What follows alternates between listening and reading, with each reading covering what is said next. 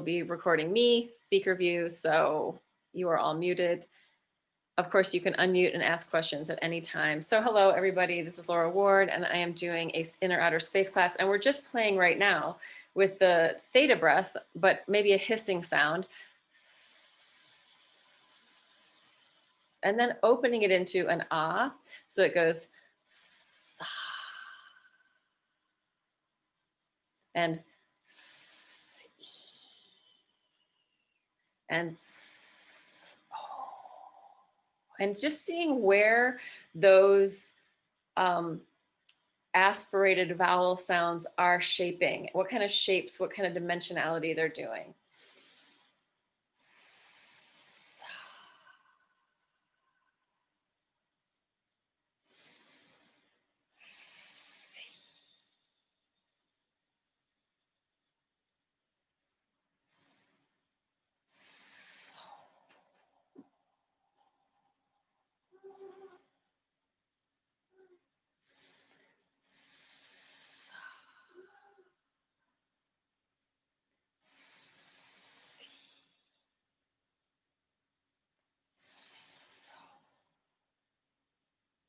And let's take out the space in between the theta part and just do like,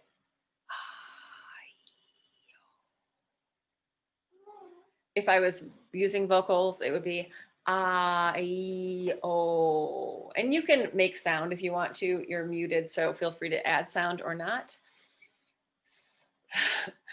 Ah, e, o. Or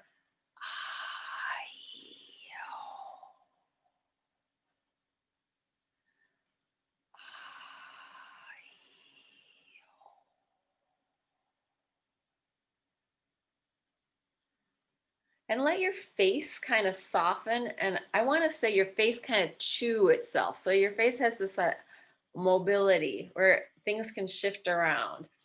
Yeah, start to let your pattern of holding your personality get a little bit more fluid or squishy. And then we can play with that sound one more time, giving yourself more face. So it could be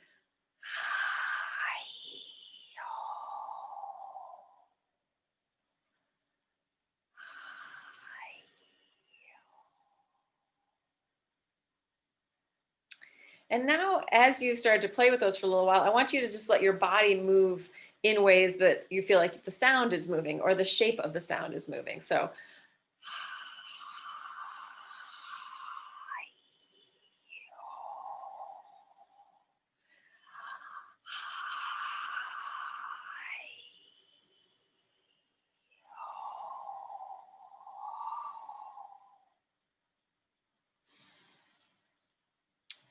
yeah, and so I'm just going to invite us to open up and reflect on anything that you noticed with that, with those sounds and with those shapes.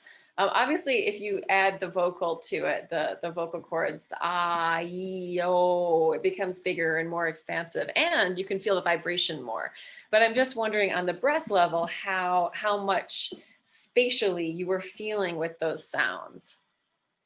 So that is an open question. And I saw Dawn had a lot of stuff going on up there. Anything that you're noticing? I was playing around with the choral exercises that I used to do with my kids, and you know, came from Rollo Dilworth, which we did a lot of. You know, I was trying to recall it, and then I was trying to put those away and kind of just listen organically to what it felt like. And there's a lot of dimensional change in the different shape of my mouth. And yeah, dimensional change, shape change, like the ooh is more narrow. I was going to ooh, and the o is more round, and the ah is more vertical, and the eh is more horizontal. It's fun, and I was singing. Yeah, anyone else notice anything or want to share anything on that? I feel really grateful for the inner focus because I feel like, you know, you say inner outer, and then sometimes I just get so outer in this class, you know, and I'm just like all out in the space. And so I'm just so feeling like nourished and good about how much inner you're giving me first to connect to, so that I can bring my inner to the outer, so they're more in a dialogue rather than me just being all out. So I feel really good about that. Thanks. Yeah, ideally I should start in and move out and come back, but it doesn't always work that way. And I tend to be very radiant outward. And so I also have to remind myself to bring it in and to come down into myself. We'll remind each other, because I have to be reminded too. Thanks. Anyone else want to say anything before we go on?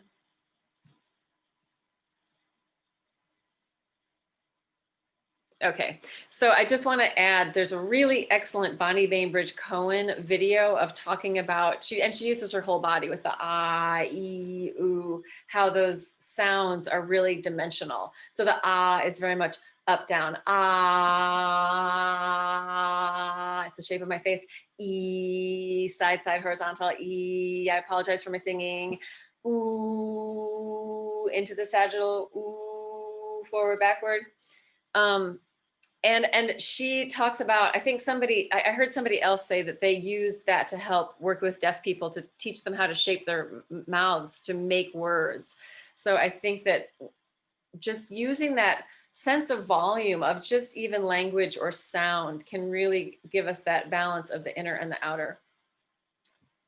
So let's move on. Maybe we can bring it back again when we're doing one of the other things, like in a few minutes, like, and try to do.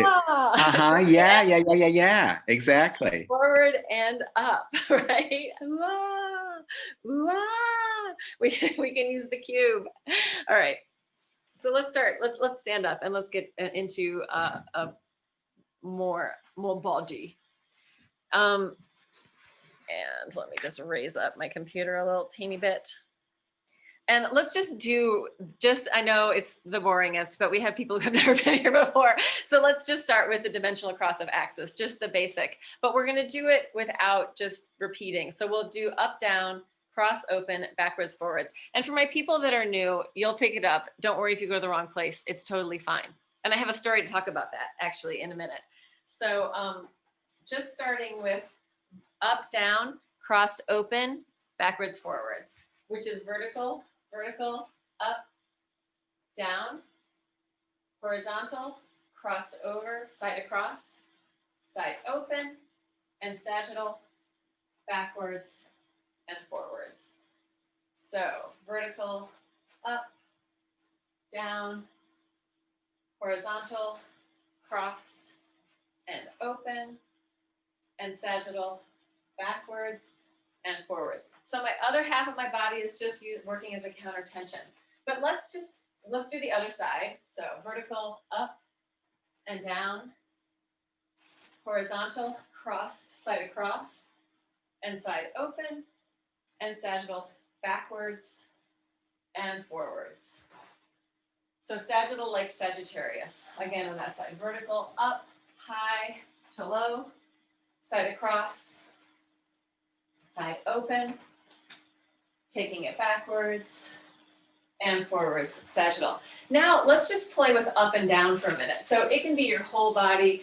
You could make it small. You could have a little bounce up and down, or you can go really big. And while you're in that, try some ah as you move through it. Ah, opening up into that.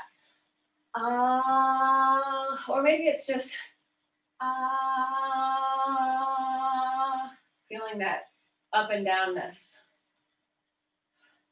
Feeling one up, one down. The possibilities of what can be done in the vertical. You can releve, plie, elongate. Yeah. Little lizard, up and down. And then let's take it to the horizontal and feeling the two sides. So one side and then the other with like maybe a big weight shift in the middle, or maybe not, maybe just keeping it in a small reach space or a big reach space. And there's so many ways to go out and come in. Both sides going out, reaching one way, reaching the other, just finding your way through this horizontal side-side space. So different ways. And then let's add that E sound. So big smiley E. E. And just feeling like once I added the E sound, it changed the feeling of the horizontal plane in my lungs. Before, I wasn't really feeling the front space of my lungs. Once I added that E, I got into that front space as well. So it became more voluminous. So trying your E, E.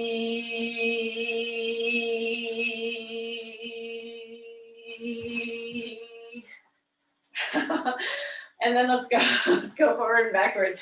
So let's try forward and backward with, it could be one reaching back, one reaching forward, both reaching back, just finding different ways of moving through. And I feel like when I have both arms going forward or both arms going back, it's very different than having one and one.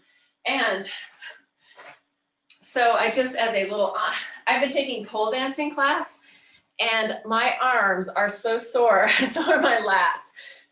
And so are my forearms. So when I change, because I've got that soreness in my body, I can really feel what my muscles are doing inside, what my fascia is doing, and I can feel where it feels like a really nice thing to do to reach into those spaces. I also want to add this idea. Let's add the idea of spiraling. So we're getting this spiraling forward or spiraling backward, letting that rotation come through your arms, even through the tissue in the rib cage, lungs, and heart. The heart is kind of like one big spiral. So finding that idea of, instead of just shooting forward in a sort of the idea of a linear movement, maybe it's spiraling its way through. Yeah. Growing in different ways. So giving ourselves, like, we can play with that in all the dimensions, finding those spirals. If there are interesting ways of growing up and down, it makes me feel more like a plant when I spiral my way out, more like some ivy, more organic than when I just do this, which feels a little bit more mechanical. So finding different possibilities with that forward and backward. And let's add the ooh sound to that. So we're in our sagittal and we're oohing.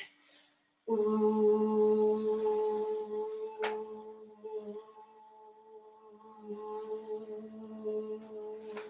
Maybe feeling what the relationship of the forward space is to you and the backward space, what it feels like to take things forward, to take things back, to move into something, to move away from something. Yeah, just feeling, even to move into the camera or away from the camera. Ooh.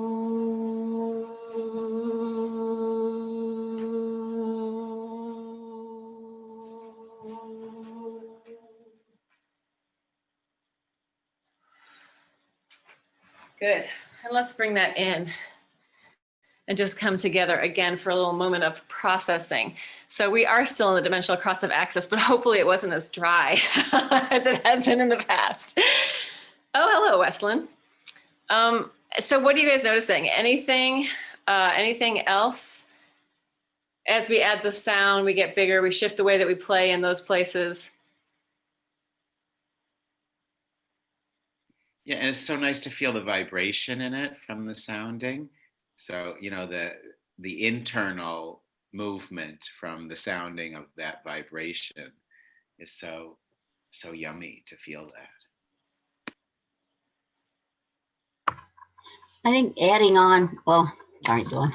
Just the inner work in the beginning, and then bringing it more and more to life from inside and to outside. It's integrating. It's more harmonious, and then I started to get into like, oh yeah, past, back here, and present right now, and what lies ahead, because coming to the end of the year, and started to get into that realm too. Yeah. Thank you. Yeah.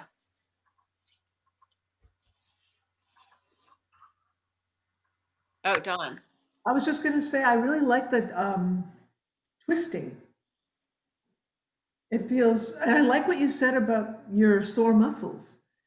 made me think about my muscles, like imagining that they were sore from like, and it just feels very satisfying. It feels like it almost feels like it's a sponge, you know, kind of like wringing out the tension or something. Yeah, I also think that, so I was noticing as I was washing my dishes, I'm like, wow, I can really feel my lats. I can feel my pecs. I can feel my forearms.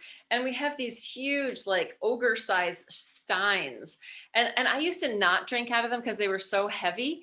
And then I started drinking out of them because they're so heavy. So also our relationship to things, right? I think it's so interesting, like, whether we want to do something difficult or whether we want to do something easy, or, you know, and it can be different at different times. But this is one thing that I've noticed with dance training, is that it's so much of it is so hard and so impossible, but it's so interesting to keep going for it, right? There has to be this idea of continuity to keep stepping into what's awkward. And actually, I find the same thing with, I'm learning violin, which I played it when I was very young. So I have like some skills with bowing, thank God. Otherwise, nobody would ever live in the same house as me. But I'm not good at it. It's really hard. And I find this sort of contraction and stress happening. I'm trying to learn, and the more I can relax or get past that into, okay, take a breath and then start again. Take a breath and start again. So I feel like there's the same sort of idea of tension patterns and how we relate to tension patterns in our life that can be, you know, it's the same thing. I'm lifting this heavy thing and I'm washing the dishes. And is that a pain in my butt? Or is it fun? And is it challenging? And am I noticing these different things about my body as I do that? You know? Go ahead, Natalia. And I was just noticing that when we were vocalizing that, and I know this is something we've talked about before, how little we use the backspace normally. And I was noticing kind of the shift in the breath that I didn't feel when we were going side to side or up and down, how I was trying to kind of feel how my breath was, I wasn't able to keep my breath kind of even moving front to back, and how it kind of changed. So just an interesting thing. I was like monitoring how how I was using my breath to keep the sound kind of constant, which had to be adjusted. Whereas this way and this way, it did not have to be. So. And I want to just present an image of air and air currents as being like similar to water, right? Like we can't, with water, it's not going to do anything linear ever. It's always going to have this swirl and this kind of stuff happening. And I think the same thing is with breath. So if we can think of that voluminousness and that sort of swirling nature within, then it's going to be different than thinking of like even trying to make anything even, because it's so impossible. Like but it's probably doing this inside. And then the other thing I want to say, which was just turning back to Dawn about that idea of wringing out a sponge. And I mean, I feel like that's why this movement, especially when we add rotation and we add all this different space, is that's what it's doing to our fascia. And as we wring out, we can then fill up with water. So hydrate, not fill up with water, but we're hydrating, we're spreading things out so it's even. So that, like, say we drink a ton of water, it could just sit in us, or it can start to squish itself around into different parts of our body. All right. Anything else to say before we go on? Thumbs up. We're doing good out there in TV land. Okay. All right. So let's actually play with the cube. So I'm just going to do this little visual aid for everybody. We were just in the octahedron. This is an octahedron. So we have our vertical up, down. We have a horizontal side, side, and our sagittal forward, backward. Now we're going to move in the cube. So that was really purely, well, in Laban, we would call it one-dimensional movement, even though it's all movement is ultimately three-dimensional. But in Laban language, we could say that we were moving in one dimension if we're just going up and down, or side, side, or forward, backward. In the cube, we're going to have 3 equal spatial poles in each place that we go. So in our cube, it's like, imagine that you're the number inside the middle of the cube. So you have these diagonals that you can reach into. You can go right forward high, left forward high, right forward low, left forward low. And each of those has 3 equal spatial poles. So let's just move with, maybe without moving the scale right away, maybe we can just play with what the points are around us. So we have 8 points around us. And if we start to visualize them and conceptualize them in our bodies, then we can move the scale in a minute. But let's play with these just so let's just play with the front space first. And we can do it with both sides of our body. So we have our right forward high, our left forward high, our right forward low, and our left forward low. And it's as if we're in a cube, we're in a box, and we're touching the four corners of the box. So we're taking it, again, right forward high, left forward high, right forward low, left forward low. So we have this big square that's just in front of us. So while we're reaching into those spaces, what we want to think about, like, we could spiral. Actually, let's just spiral into those two spaces, right forward high and left forward high at the same time, spiraling out. And then let's bring it back into ourselves. And let's try spiraling down into the forward and lows. Just feel what that does into your body. And then bring it back in. And let's go spiraling back into our two back points. Oh, how often do we open our chests like that? And bring it back in. And then spiraling to the low back points. However you need to get back there without falling over. And come back in.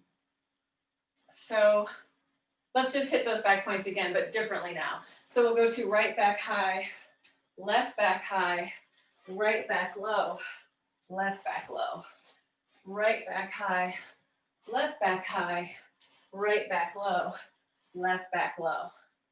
Yeah, very different, that front space and that back space, right? So we have in right forward high, we have all three dimensions. We have right, we have forward, we have high, left forward high, left forward high. They're all these triple dimension equal spatial pulls, which in our body, it's not always going to be equal. It's easier to go forward than it is to go backward. So because of the way that our bodies are formed, it's going to feel different. It will not feel like, wow, I went back exactly as far as I went forward. Unless you're shaped differently or super hypermobile up here and not very open in your chest. Depending on how your fascia holds your body, it could be different for you. But most likely, we can go forward easily. Going back is a little bit more challenging. But it takes us somewhere else. So if you can, just take it into the back space and just like play with those back corners, the high ones and the low ones. Just in your own, you don't need to do the same as me. And right now I'm doing them all open, so I'm not crossing for anything. I'm just doing what's on that side of my body, feeling what it feels like. Just feeling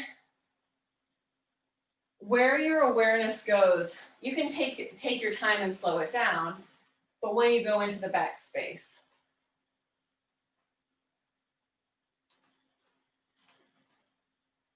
You can look at it or you can just reach into it.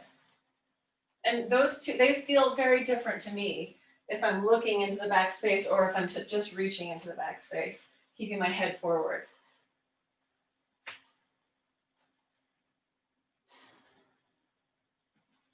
Which brings up something that I want to talk about because I'm noticing it right now. So it is when I'm reaching into the backspace and I'm not looking at it, my eyes are open, but I am not focused outward. So this is like I'm reaching into the backspace and I have my eyes forward, but I'm not really seeing what's out there. Somehow I'm seeing, even with my eyes open, what's back here, right? So just paying attention to your attention. When you move in different places, and maybe thinking into the back low. Like, so for me, reaching to the backspace, I do see how this is slowing down my system. When I feel myself reaching back there, I can feel myself go into a more parasympathetic, calming space for some reason, backing up.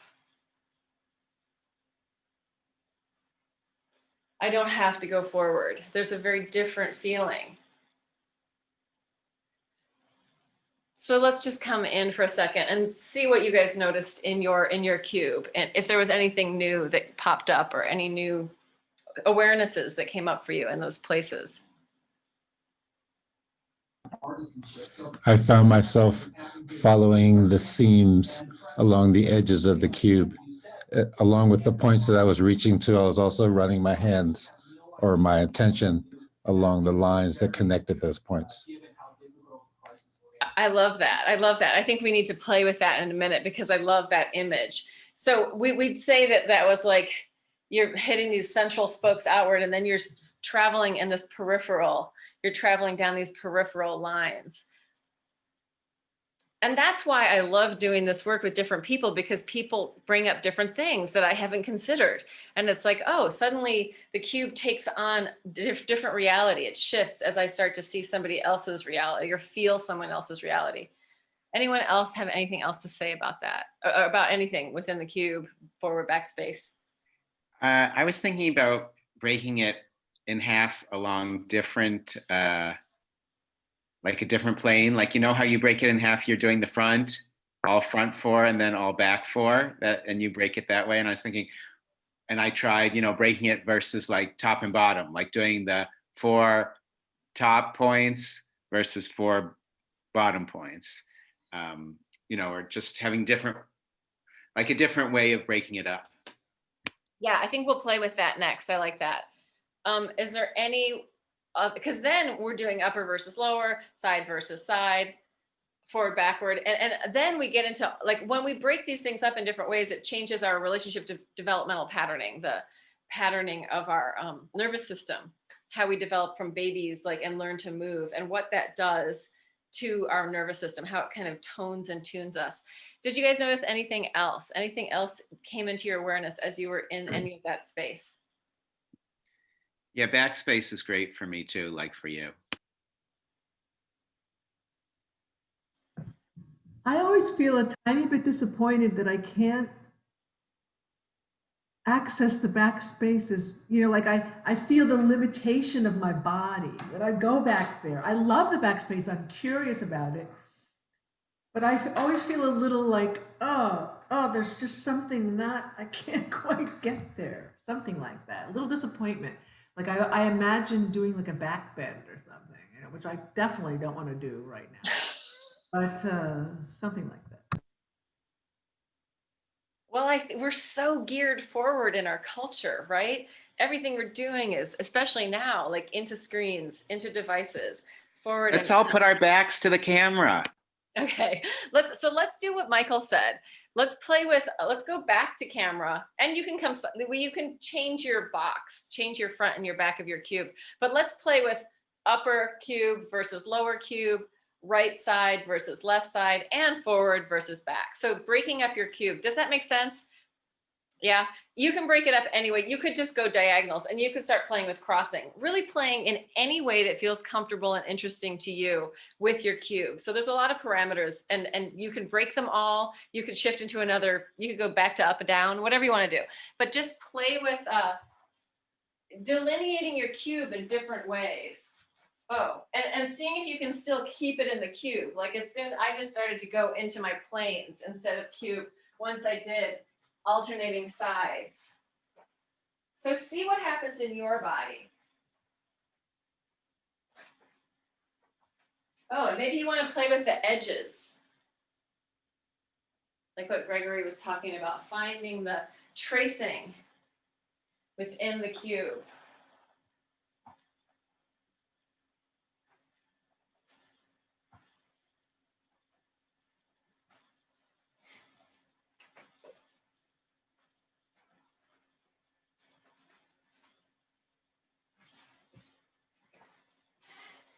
Or maybe you want to start doing the scale where you're crossing in the middle and you're moving through those diagonals.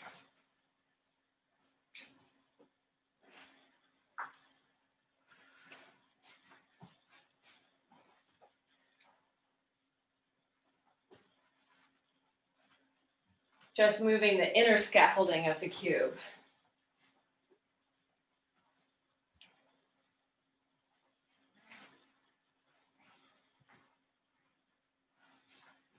Or just playing with one diagonal, like left forward low to right back high. Feeling what that is. And letting yourself cross your body. Listening into your own body's need for recuperation at any time. Like maybe you need to go out of space and come back into yourself. So anytime you need to just process, you can do that too. Coming in. Or maybe something really small. Bringing your cube in to a smaller place. And just seeing how that feels.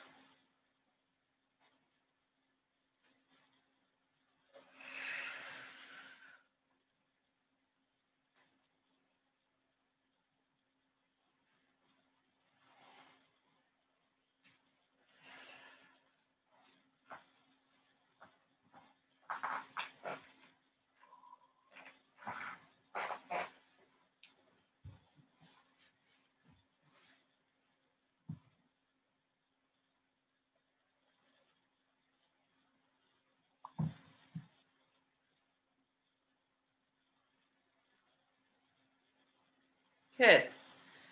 And let's bring it in one more time and see if you notice. I felt, you know, those, I don't know what they are. I think they're the Imperial forces in Star Wars. They have those, like, it looks like a little ball with two big things on the sides. I felt like look, they're the fighters, the Imperial forces fighters in Star Wars. When I did the cubes kind of smaller with both arms doing the sides, I felt like one of those Imperial fighters in the dark side of the Force. So anything else pop up for you guys? I found myself when I was doing the over the top back reaching, suddenly my body or my consciousness began to twirl and I began to spin inside my cube. And it was got a little scary after a while. So I had to take my focus away from my attention away from that. But I started having motions with myself inside the cube. Wow, that's so interesting and so amazing. And I feel like this spatial work really changes something in your brain that changes your perception of being a body in reality. I mean, because you're developing all these new pathways. When I was in the Laban Institute, I had a dream one night. And the dream was that I was just a point in space and everything was radiating out and everything was coming in. And I have to say, it was the most sort of spiritual dream I think I've ever had in my life, of just being this point that's just doing this to everything. There was nothing else. There was no story. It was just out and in. And I feel like in a weird way, that's sort of what this space stuff does for me. And you're spinning within the cube almost sounds like that. Also, whenever we start to add new possibilities into our bodies, our mind might not be ready for that. Or some part of us might be like, wait a minute, let's just back up for a second. So always feel free to just stop at any time and just take care of your own self. I feel like this is such an important thing that should be taught in all body movement, anything classes, that sometimes we just need to pause and stop. And it's super acceptable to do that in this space. Anybody else want to say anything they noticed? My gut was getting more mushy and making sounds and was feeling really good to mush and you know, twist. And I kept coming back to this kind of me center and going out. And I don't know, it felt good to just, I felt like being spacious and long and have that gushy, mushy gut. Nice. Two things. One, when I was working side to side, so the 4 points on right or the 4 points on left, it was so interesting to really feel the separation of my right side body and left side body. And I was working with Gregory's suggestion from the points along the edge or the seam to the other with both foot and hand. So I would go from one point low and high on the side, then to the other, and it just really like feeling the stability on the one side and the mobility on the other, and it felt very much like a kind of a ballet body almost of doing those things. And then the second thing that was really interesting is when I made it small, and I was just working with my head and eyes at the end, noticing how right eye dominant I was right away, that my right eye kind of led me to either point. And so then once I realized that, making it be more my left eye that I was using to bring me to the different points. Cool. Hey, Abby. Yeah, the backspace, there's something about the backspace for me that's just like, oh yeah. I just don't think about it enough. And every time my awareness comes, I'm like, so I think it's interesting because I always talk about wonder, about my wonder coming from here and being there. But now I'm feeling my wonder in the backspace. So I feel like that's a really nice thing to have come into awareness. Yeah. Welcome in, Abby. However you have arrived is wonderful to have you here, and you've done enough of this stuff. I wanted to show you a couple of pictures that they're paintings that I made. But so I started in 2016. Anthony started painting space, and so it's all the same stuff. So here it's like, this is all basically done with a compass to make the circles, and then a ruler, and then you just expand out and you make whatever shapes you want.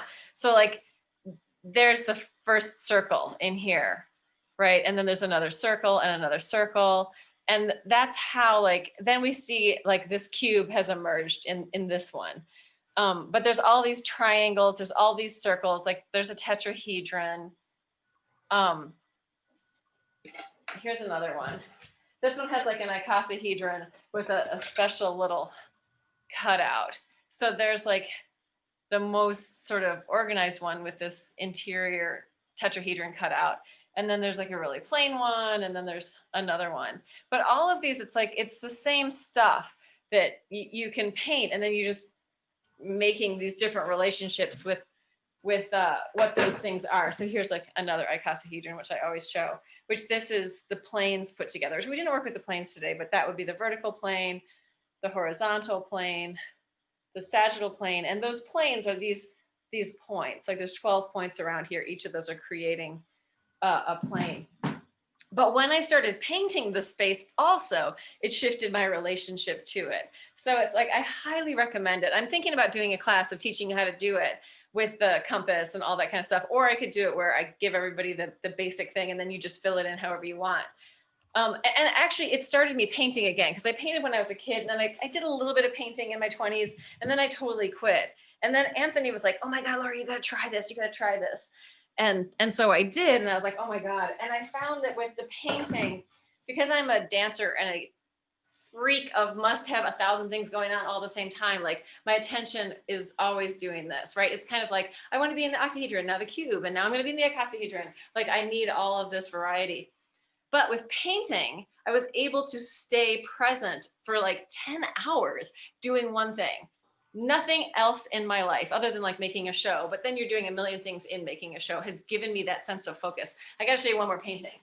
This one's an Anthony painting, but this is basic, and there's a Laban painting that's a lot like this, but there's that outer picture with a person inside of it, which you can kind of see the person inside the octahedron. So I don't know. This is the stuff that Laban and Kandinsky and all the people in the turn of the century, the last century, were learning about this stuff, all the sort of different Rudolf Steiner and the Dalcroze, all the people that the eurythmy and the eurythmics and all the different stuff that people were using this stuff as tools to develop their brains, I guess is a way of saying it. And I feel color has that aspect as well. When people see color differently, people see the spectrum of color differently. I mean, it's developed the brain, but it's so spiritual or cosmic. And that's what it's sort of metaphysical, but at the same time, it's it's stuff that I think we're starting to have words for it, and starting to have language around it, and starting to have explanations that are neurologically, this is what's happening. But also it could just be spirit for us, depending on how we see that and how it lands in us.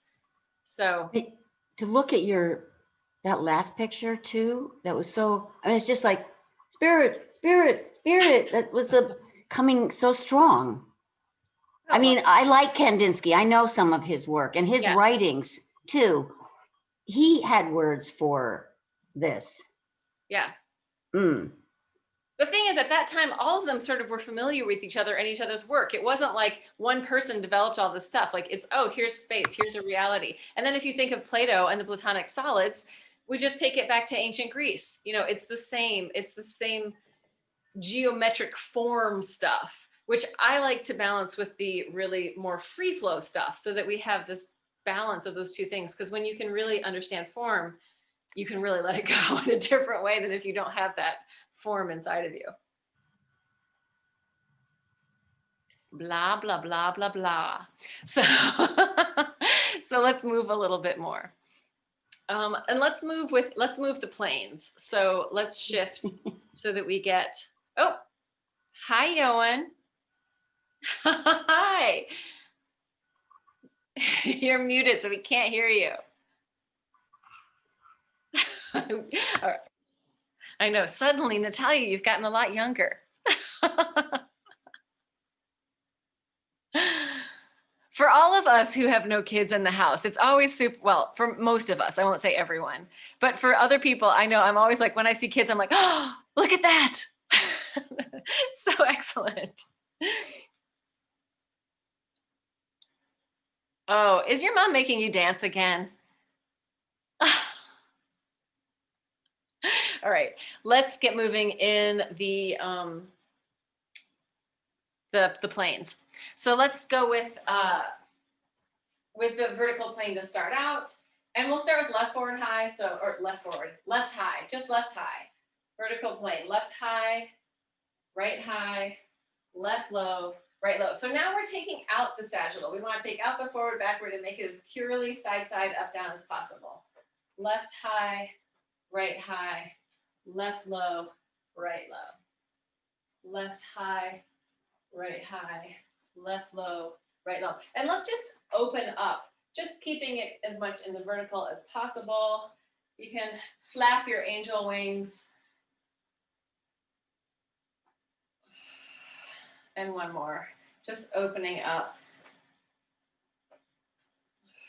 And then let's take it to the horizontal from there. So we're going to go, I'm going to switch it to right, right forward middle, left forward middle, right back middle, left back middle, right forward middle, left forward middle, right back middle, left back middle. I'm going to turn around so that you'll do the same one as me.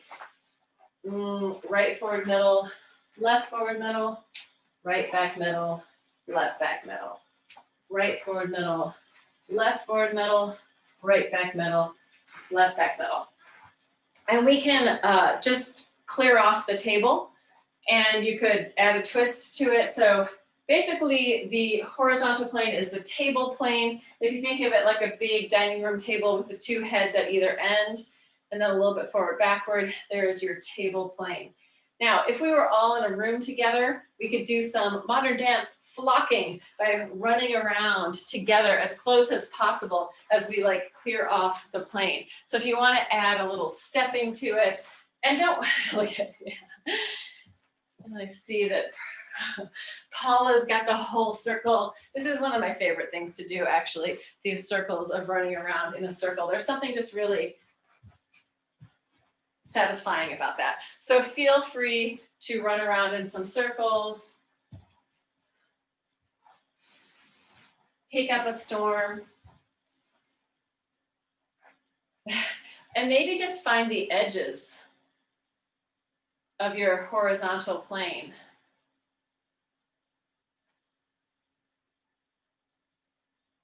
My arms are getting tired. So I'm going to switch into the sagittal plane. So I'm going to do the sagittal plane a little different. I'm going to hit the points with one arm, but cross through the middle. So I'm going to go just forward low to back high. And then I'm going to go forward high to back low. So forward low to back high, coming through, forward high to back low. And then with my other hand, exact same points, forward low to back high, forward high to back low, forward low to back high, forward high to back low. Good. So then we can also, like, if we're throwing, like you can throw a ball that is cycling through the sagittal plane, throwing a ball on one side, try it on the other side, throw.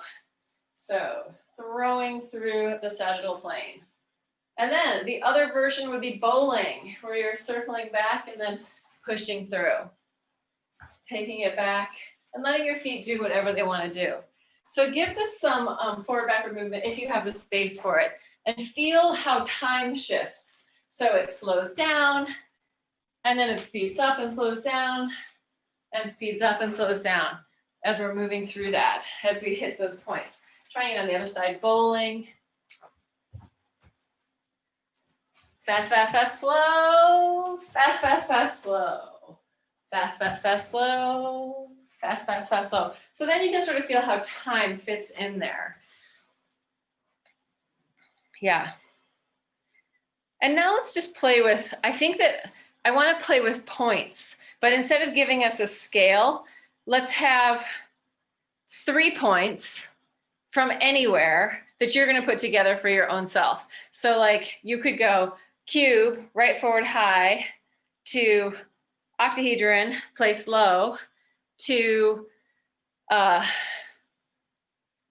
right back middle, horizontal. So I've gone from all 3 things. You don't have to think that much. You could also just go point, point, point, and find, and then we can look at it later and decide what that is. It doesn't matter if you know what it is. It's really just to get your body moving in these different ideas.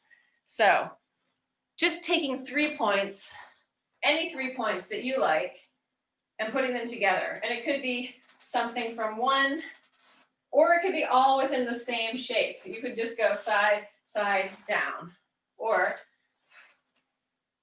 any way that you want to do it, just playing around. You can even change body parts if you want. Could be, if you feel like you want to go choreographic, add a different body part. And I'm not sticking to 3 points, I'm just playing around.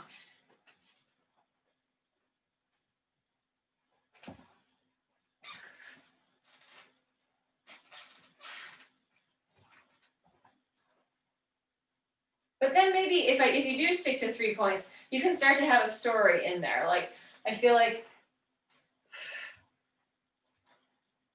it's easy to add meaning when you start to have space.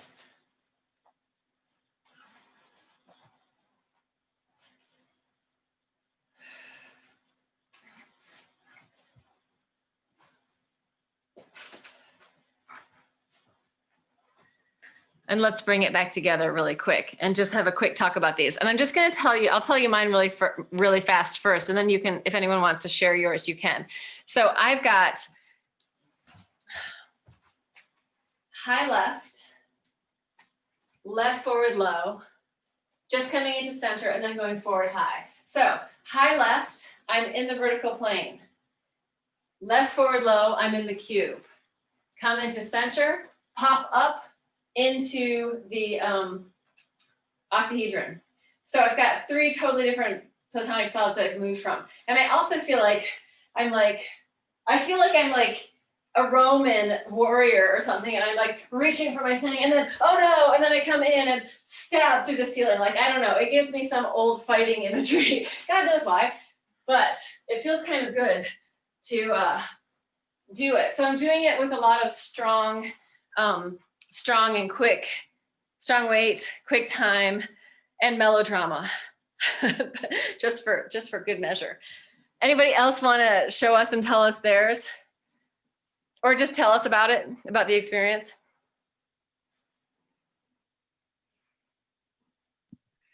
Mine is starting in the cube with right forward high, and I'm picking the apple, and then I'm going to cross of axes left, dropping the apple into the bucket, and then planes back high, reaching the bucket up to a friend who needs to drop their apple in it. And it's nice then to put that same thing on the other side.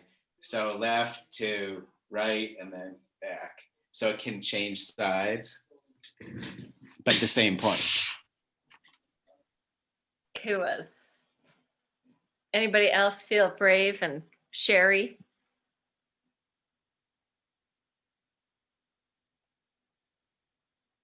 Go ahead, Don.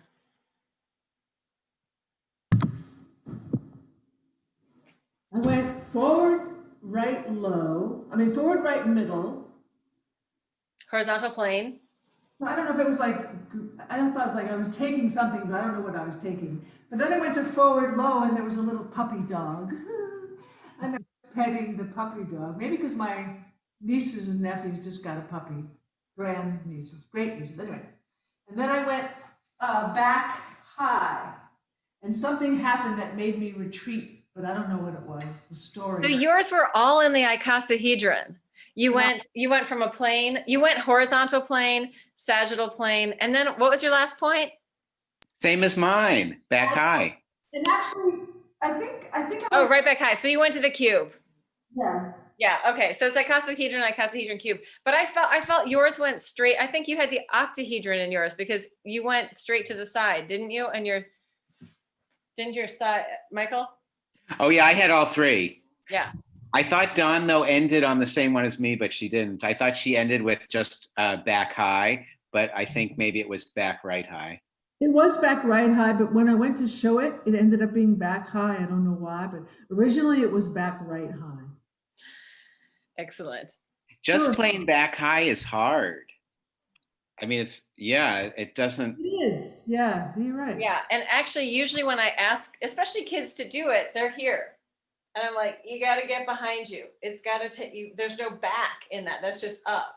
So like, and this is why like learning that language is really helpful for teaching any kind of dance because you can see It's what's a missing port-a-bra. really quickly. Back high is a port-a-bra. Back high is a port-a-bra. Yeah. But you could port-a-bra with like, I mean, people teach it differently. It could be here, right? But if you really want your arm to go back there, yes, that's totally it, Gregory.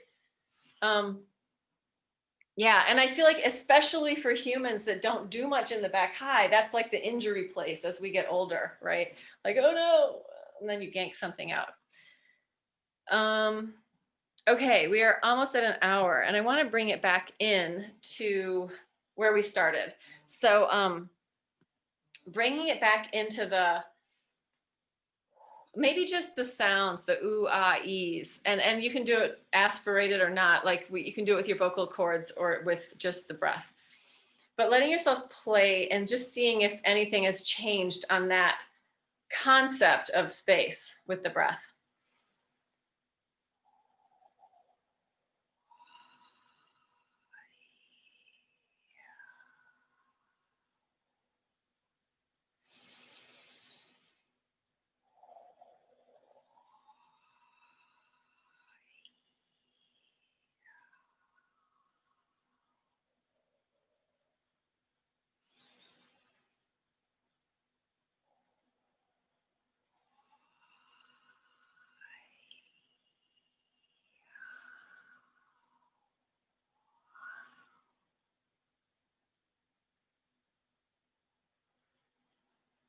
And taking resting breaths whenever necessary.